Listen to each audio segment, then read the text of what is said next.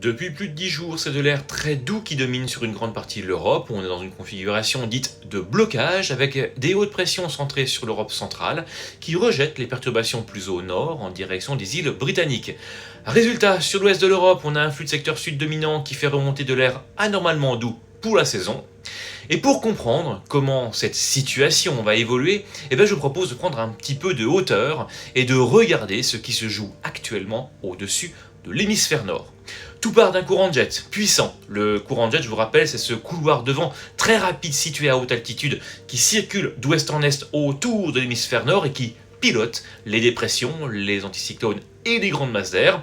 Et sur cette image, vous le voyez, qui serpente tout en ondulant autour de l'hémisphère nord. Ce jet donc, il se renforce depuis le Pacifique et s'étire vers l'Atlantique Nord.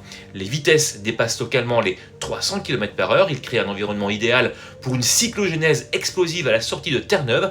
Jugez plutôt ici avec cette animation, on distingue bien la dépression au large de Terre-Neuve à 985 hectopascales qui file rapidement en se creusant vers l'Islande qu'elle va atteindre mercredi à 945 hectopascales. Pour rappel, on parle de cyclogénèse explosive lorsque la pression chute d'au moins 24 hectopascales en 24 heures. Ici, entre lundi et mardi, les modèles font passer la dépression d'environ 985 à 940 HPA. Le seuil est donc très largement dépassé. Cette intensification est d'ailleurs renforcée par un apport massif en humidité en provenance des Caraïbes, ici en couleur rouge sur cette carte, et alimente les ascendances dynamiques et accélère le creusement. 3 points sont à surveiller. Cette dépression va générer une houle majeure entre l'Islande et la Grande-Bretagne entre mercredi et jeudi avec des vagues de 10 à 15 mètres avec une propagation vers les rivages atlantiques français entre jeudi et vendredi. Dans ce contexte, il y a par ailleurs un risque de dépression secondaire en flanc sud du système. Et enfin, à l'arrière, regardez, on voit une descente d'air froid sur l'Atlantique.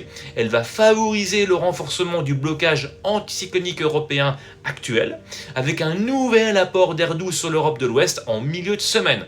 Puis, à l'aube des fêtes de fin d'année, un lent refroidissement pourrait enfin s'opérer pour le début des vacances de Noël justement. On parlera pour le moment d'un simple retour à des valeurs de saison, aucune véritable réserve froide ne s'étant reconstituée aux hautes latitudes.